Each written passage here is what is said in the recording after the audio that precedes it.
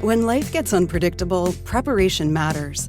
In medicine, it's all about staying alert, ready for whatever comes through the door. On the road, it's no different.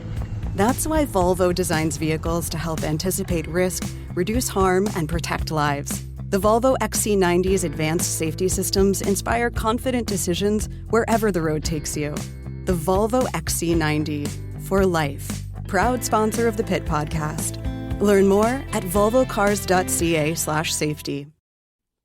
The Bloc Québécois has issued its list of demands if the Liberals want to stay in power. They want more money for seniors and they want more protections for the various farmers in the country. If their demands are not met by October 29th, the Bloc says it will start talking to the other parties on toppling the government. Yves-François Blanchet is the leader of the Bloc Québécois and he's on the line. Monsieur Blanchet, welcome back to the show. It's a pleasure, as always. So let's talk about these demands, just how serious this is. First things first, the more money for seniors, 10% increase for old age security, those 65 to 74. This is a pricey demand. I've heard it costed out at $3 billion a year. Of course, that's forever and growing. Let's say two things about that. Yeah. First, since before 2019, the first time we were elected, the indexation. How do we translate indexation? Indexation, for inflation, yeah? Yeah, indexation for the elders between 65 and 74 has not been made. We have been through the pandemic. We have been through a period of very high inflation. So they are much poorer. Their power, their buying power has been seriously and dangerously reduced without nobody doing nothing. When the Liberals decided to do something, they did it only for those 75 and older. They said to the other ones, spend what you have saved all your life, and then afterwards we will be in when you are 75, but you will be there for a less long time, so less expensive for the state. It's a bit cold and cruel as a way of thinking. But the other part of it, each year, the federal government, without the Conservatives saying one word, gives between 10 to 13 billion of dollars to oil and gas industry in Edmonton mainly, and their money lenders, the big bankers in Toronto, between 10 and 13 billion dollars. And nobody seems to find, the Conservatives do not seem to find that this is too expensive, that those 10 or 12 billion dollars are too high an amount to give to a huge industry which does not need it. Nobody says nothing. But when we say something between 5 and 600,000 people in the country do not have the money they need to do as they did before 2019 or before the pandemic, or that it's too expensive. We should not do that. So I do not agree with that. It's something that has to be fixed. Why not include that? Like that? Why not include how we're going to fund that? Maybe by reducing subsidies for oil and gas. Why not make that part of a request? Because I think the concern is right now we have a government that spends and spends and spends. Oh, that's true. We might actually. I must say we might have, but the government has, like anybody else, those are the incomes and those are the expenses. Wherever they take it, it's mainly their business. But we know and we show and we prove that there's room to find easily this money. Those $10 billion a year should not even be spent.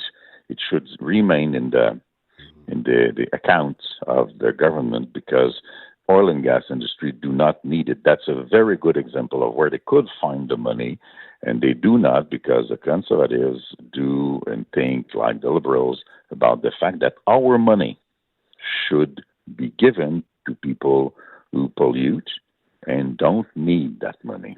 Let's talk about the other demand here, negotiating adjustments here for dairy and poultry farmers in this country on trade deals. Why is this so high up on your list? I mean, this is to keep a government in power, and this is the number, the one of two demands. It is another demand that we have been making since 2019 because each time a federal government enters into negotiations for trade agreement, they say, no, we will not have the agricultural, the producer of milk and poultry and eggs on the table as a bargaining chip. But each time they do. And in the last years, it's been up to 10% of the predicted market, which has been given either to the Americans or the Europeans. We have always said that this cannot keep going anymore because it's very dangerous for our industry. And everybody seemed to be in agreement with us. The two bills that we ask to be totally processed up to the royal approval, whatever we think of it, are bills which have got the support of the NDP, Liberals, and Conservatives up to now. They are close to the end of the process, so it could easily be completed, and it would be very useful not only for Quebecers but also for Canadians.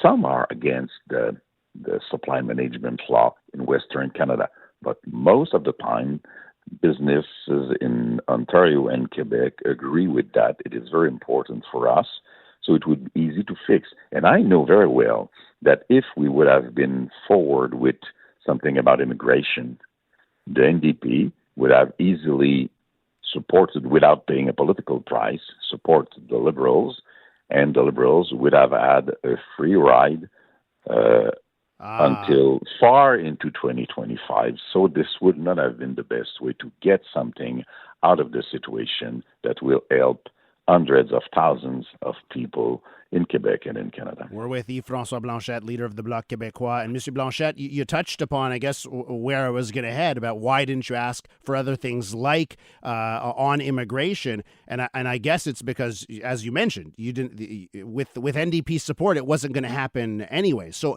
the demands you made them because you feel those are ones that are easy. The Liberals can deliver on these, and if they don't, it's pretty much an indication that they want to go to an election.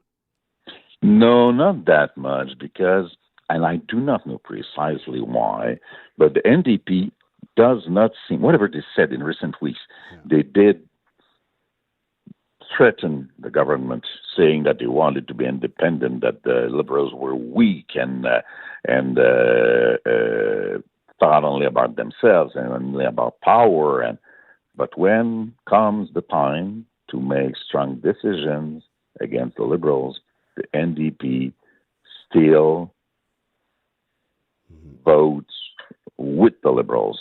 And I believe that they fear to go into election. They are fading, disappearing. They are renouncing their identity. And they are simply postponing the fact that people will say, what's the purpose of the NDP if whatever they say, at the end of the day, they always vote with the Liberals. Here's an occasion for them to do otherwise, to say, okay, we agree with the Bloc because we have been in agreement with those two bills since the beginning of them. So if you don't do it, we might vote with the Bloc in order to remove this government and have the population build another parliament. But so far, they gave us no indication that they would consider that. And I do not know why they are so afraid to go into election, while most of the people, even if they do not necessarily want to go into election, would understand that now might be the time if Liberals do not act better. Let me just ask you to wrap up here on Pierre Poilievre, because, he attacks the NDP and says, the NDP Liberal government. And in French, in Quebec, he often will replace NDP with Bloc, say the Bloc Liberal government. Are you worried about that attachment? Like, and if you get a couple of concessions here from the Liberals, that you lend credence to his attack line? Actually, Mr. Poilievre has been doing that for more than one full year. And the Bloc Québécois is in the best position it's been for so many years. And we have to act responsibly with that.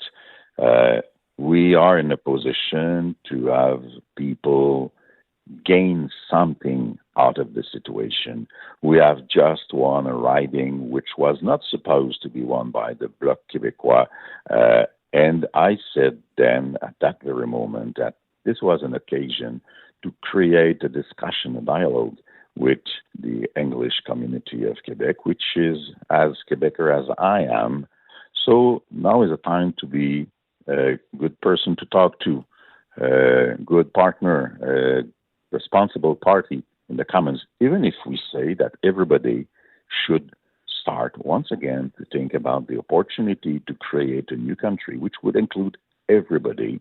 But in the meantime, let's do the right thing. Monsieur Blanchet, we got to run and leave it there. Thank you so much for your time. It's been my fun. I don't know what to say. It's been a pleasure, as always. It has been. Merci et à la prochaine. Yves-François Blanchet Au plaisir. is a leader of the Bloc Québécois.